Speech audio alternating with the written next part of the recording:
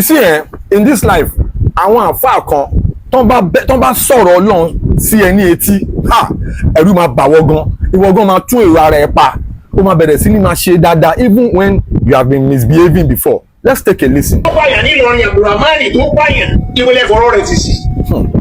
Ìlọrin tó jìnà sí náà, só jìnà sí náà nù. Abdulrahman tó pààyàn Ìlọrin tó pààyàn tó bí sísì ọmọ lọ́mọ ìwọlẹ̀ fọ̀rọ̀ rẹ̀ ti sí. Wàsó Àyìndé wá ní òun kọ́ ṣọ́ọ̀ṣì ẹ wá ń sọ̀rọ̀ rẹ̀ káàkiri. Olórí burúkú ẹ̀yìn èèyàn rádaràdà yìí ẹ̀ ní sẹ́ni. Kí ló kàn yín pẹ̀lú pé Wàsó Àyìndé kọ́ ṣọ́ọ̀ṣì? Ẹ̀ nílẹ̀ aka yìí. Kí ló kàn àwa àfa pẹ̀lú pé Wàsó Àyìndé di kírísítẹ́nì? Kí ló kàn wá kí n ti á ń bẹ̀? Ẹ̀fẹ̀ ni ẹlẹ́ni yìí ẹran tara yín. Ẹ ti Wàsó Àyìndé lẹ̀fẹ̀ fílẹ̀ sẹ́yìn lọ lọ́hùn ẹ̀ ni. Ẹ̀dẹ̀ ń sọ̀rọ̀ lórí social media ẹ̀ ń sọ kí n ti pẹ̀lú ẹ̀. Olóhùn kọ́ ṣọ́ọ̀ṣì ókè ipò tí kọ́ ṣọ́ọ̀ṣì rí ìsìn kó ti lọ mọ́ ná. Ẹ̀yin èèyàn nínú Islam, ẹ̀yin àfáà wa. Ó tọrọ. Ẹ̀yin àfáà. Ẹ̀dí àṣẹ làákà yìí, àmà ṣe làákà yìí. Àwọn àfáà ó yẹ àmà ń tà ń ṣe. Àmà ń tà ń ṣe bẹ́ẹ̀ láàdẹ̀mọ́ tó kàn náà wà. Kí ló kàn yín pẹ̀lú pé Wàsó Àyìndé kọ́ ṣọ́ọ̀ṣì? Ẹ̀ ní làákà yìí. Kí ló kàn yín pẹ̀lú pé Adéwálé Àyùbá ní kìí ó máa ń dàbí ìsọkúsọ ń gbà ní. Kí ló kan àwọn àfáà pẹ̀lú rédèrèdè?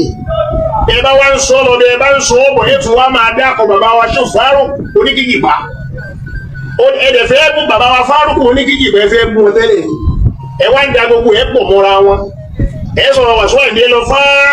Ẹ tún sọ̀rọ̀ ọ̀rọ̀ Adéwálé Àyùbá lọ fá. Ẹ wà á fi ti bàbá wa ṣó Fárúkù oníkìkìpá. Àfáà wa àgbà ẹ wà á fi gbalẹ́gbẹ̀ẹ́. Pèrè ṣe é ni. Sójọra wọn ni. Ẹ fi Wàsó Àyìndé lẹ̀ kó di kírísẹ̀ tó fẹ́ dà. Èyàn lòun wá Ọlọ́run sí ọ̀nà mẹ́ta, kò yé yìí ni. Sọ́wọ́ àfọwọ́ nílẹ̀ aka yìí ni. Kí ló ń ṣe wá tá à ń ṣe rẹ́dẹ̀ rẹ̀ báyìí? Àwa kọ́ la ní èsì Ọlọ́run lónìí. Olúwa ní la ikraha fid-din. Olúwa ní kò sí wàhálà ń bẹ̀. Kò sí ká máa bára ẹni jà. Torí bẹ́ẹ̀ nìkan ò sí ẹ̀sìn, ẹnìkan ò sí Islam. La ikraha fid-din. Kò sí wàhálà ń bẹ̀ ká máa bá lágbájájà ká wá máa fà á. Ẹ fi Wàsó Àyìndé lẹ̀fẹ̀ fílẹ̀ sẹ́yìn lọ lọ́hùn ẹ̀ ni. Ẹ̀dẹ̀ ń sọ̀rọ̀ lórí social media ẹ̀ ń sọ kí n ti pẹ̀lú ẹ̀.